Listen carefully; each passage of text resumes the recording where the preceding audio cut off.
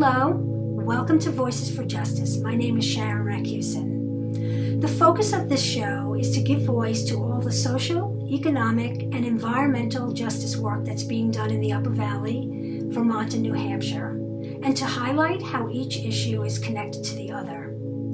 Ultimately, I'd like to promote the need to work together for the common good, for our human rights, and for the planet. At the end of each episode, there will be some contact information, and I urge you to get involved. Enjoy the show.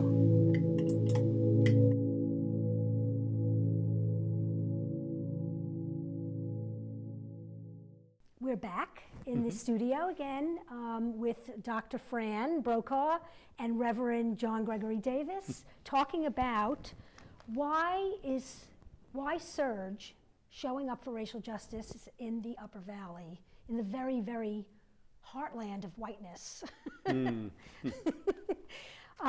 So I can start off because Fran, I know Dr. Fran was just collecting. Fran you had collected a ton of Black Lives Matter signs and you were distributing them. And in that same time, Carol Rugby and Carol had taken the difficult discussions about race through an OSHA class with Ellen Bettman. And she asked Ellen, who would like to start something? And I had already spoken to Ellen about SURJ. Mm-hmm. And so Carol and I met for almost a year, it feels like.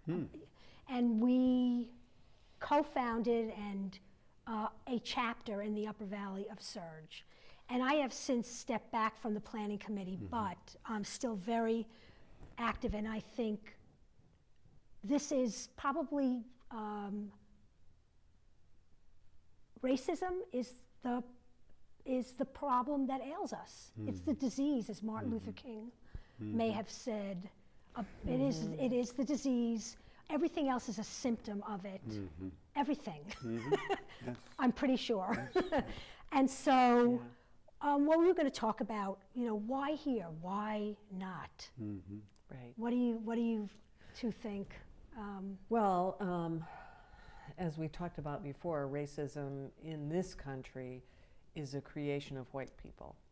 And so there's lots of white people here, so there's lots to talk about. And SURJ is white people educating and organizing white people to work on racism. For me, what happened for me was it was a slow awakening. The terminology that people of color like to use is woke. So I like to think of myself as woke. But I know it's also an ongoing process, like peeling an onion. And if I just relax, then I sort of settle down into my very comfortable white privilege again. But it began for me after the murder of Trayvon Martin. And then I started paying more attention and noticed how many killings of unarmed Black, mostly men, but also women, there were.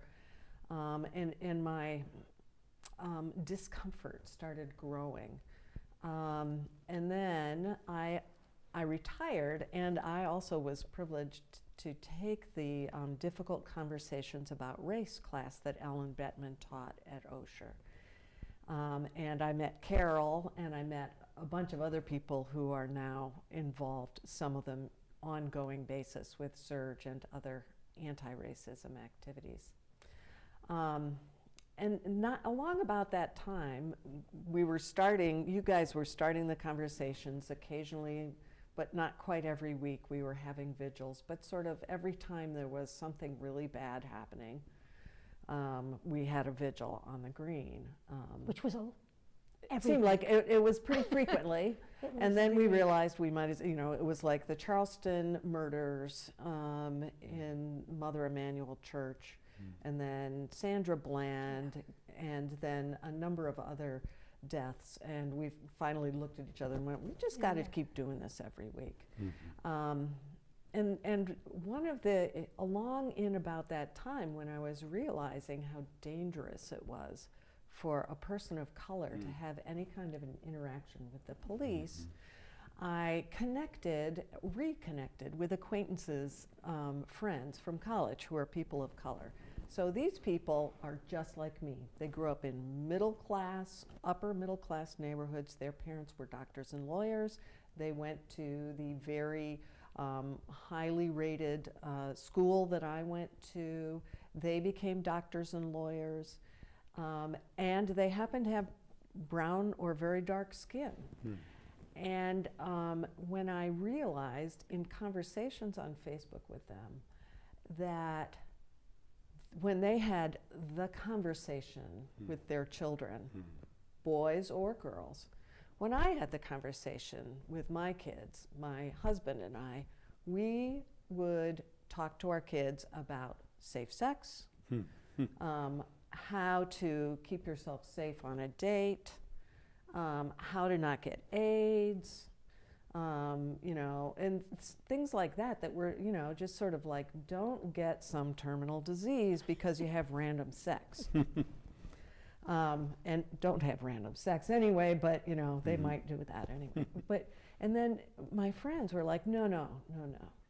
The talk is how they have to interact with a policeman when they are stopped, not if they're stopped, so that they don't get killed. And it was like, you know, keep your hands on top of the steering wheel, do not reach into the glove box, never reach for your pocket, make eye contact, say yes sir and no sir, be very polite no matter how angry you are or scared you are. And I was just, I was so blown away. I felt like somebody kicked me in the stomach. Because that was sort of like, I went, oh my God. The only difference between those people and me was the color of my skin. That's the only difference. They live in, you know, nice areas. They're well-to-do, and yet their kids are at risk as much as any person of color. In an urban area, anywhere, anywhere. Doesn't matter who your parents are, and that's when I knew that I could not live with myself and maintain any self-respect unless I worked on this issue. Yeah, I would say a similar story. The last year has been a huge learning curve for me, which has been somewhat of a surprise because despite being a cis, straight, white male, I've really tried to be conscious of my privilege and to be conscious of doing liberating work.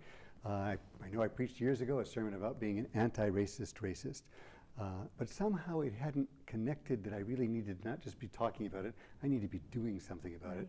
And of course, with one murder after another, and each of our hearts breaking at hearing that, and what do we do? I think I stumbled onto one of the vigils one evening and thought, oh, I want to be part of this. And I think it's significant that it's called showing up for racial justice, because on the one hand, what does it take to stand and hold a sign? What could be easier? And yet, for many, including myself at first, even to show up in that way was a challenge, to move me a little out of my comfort zone, to know that some people are going to be a little upset with me, that I'm going to have to face that.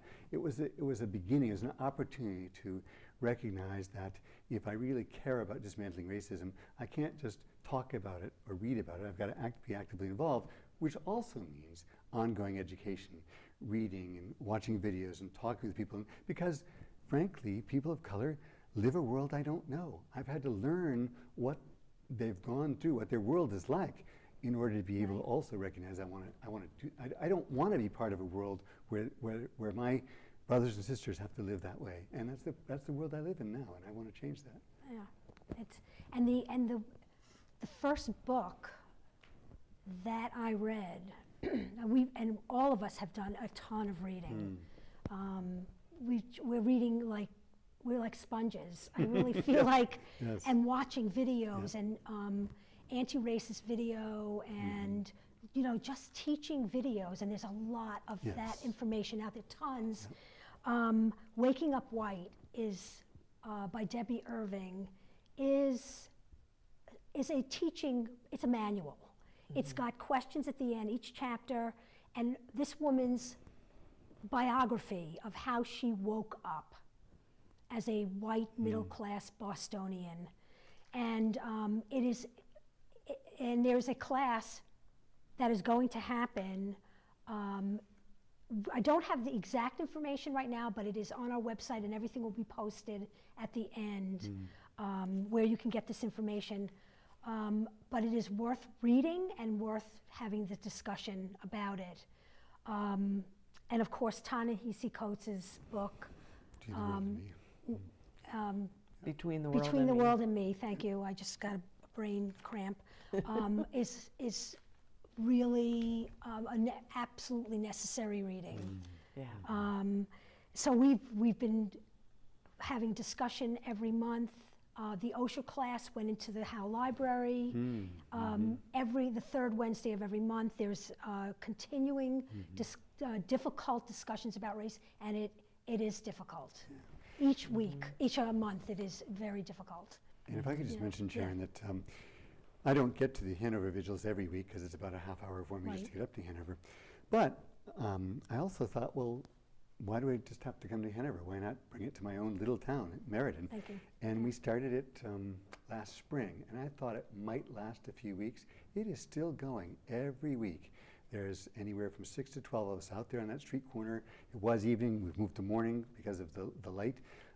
And I've just been stunned at how important that has been to people in our little town.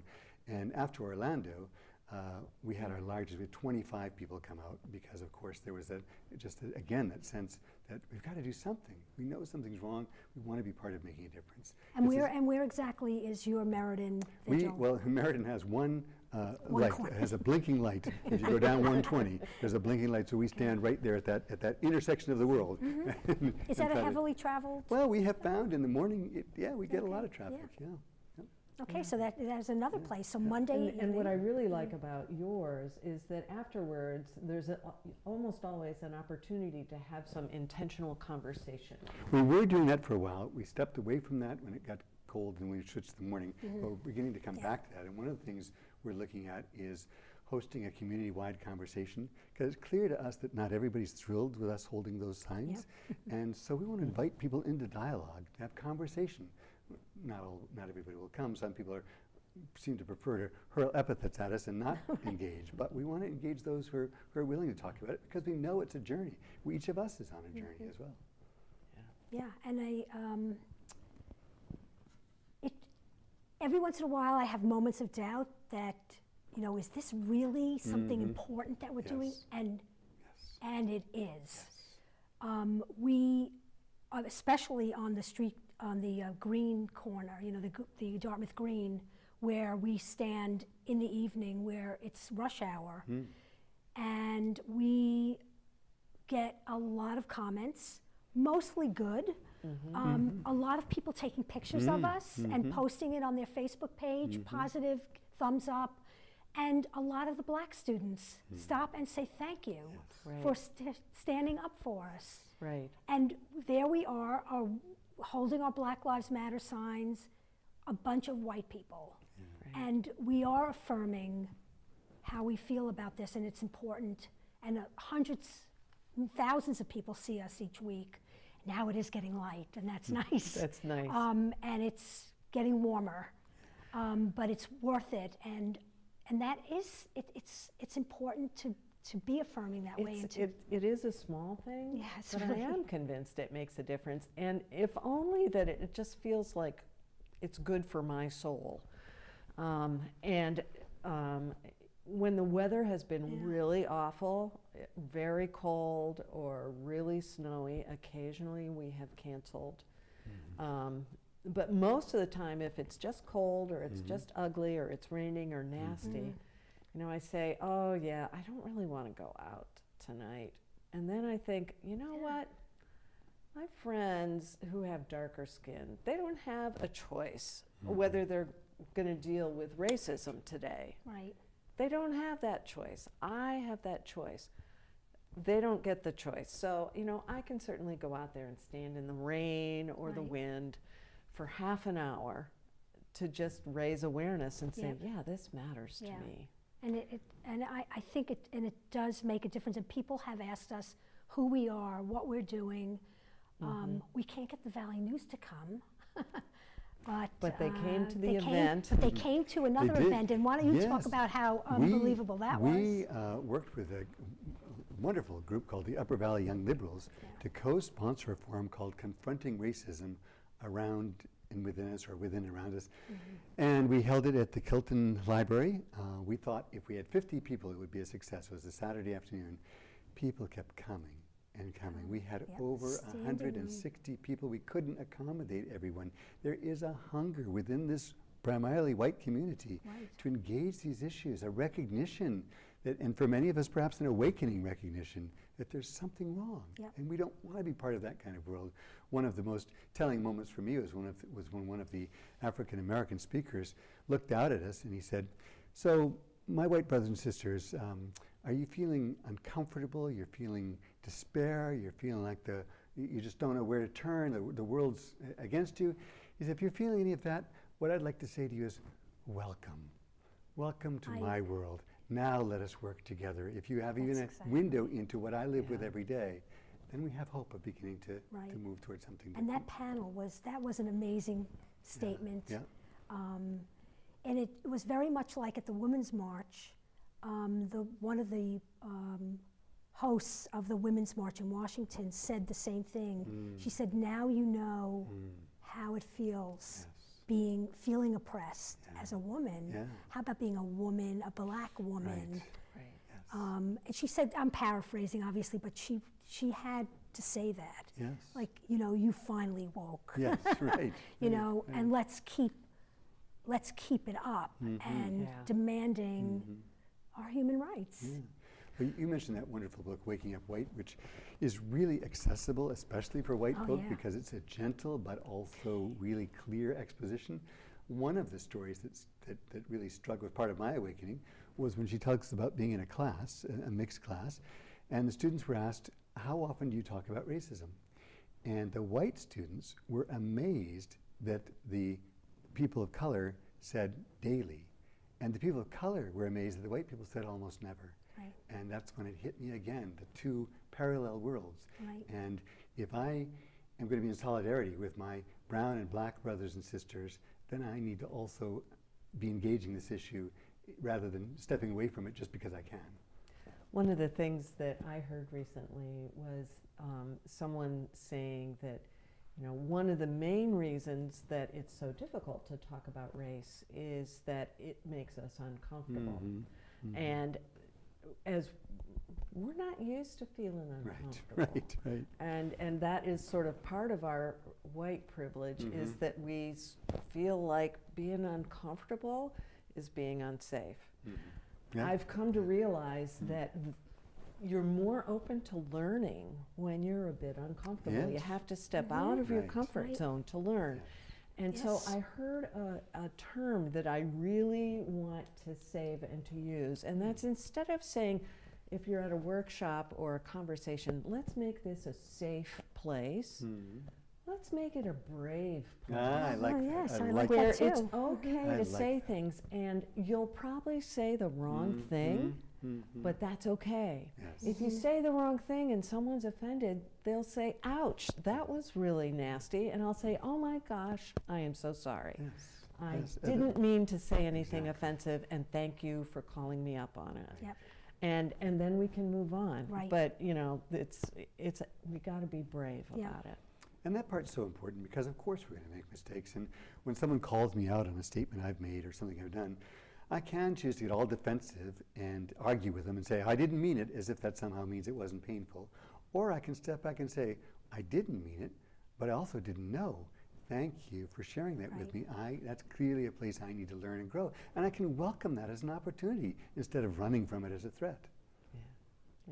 So SURJ is a place of learning, a place of knowledge, a place where everybody has knowledge and everybody has no knowledge. And we're totally open to it, and I invite the entire Upper Valley, everyone that's seeing the show, to go to our website. It'll all be posted at the end of this segment. The class that Peg is teaching, Waking Up White, there's a very large long list of books, rather, on the website. Please explore it all and join the group. It doesn't cost any money, and we welcome you with open arms. Thank you, the two of you. Thank you, Sharon. And I look forward to having you back. We will have another really good episode of SURJ on my show. Thank you. Thank you. Great.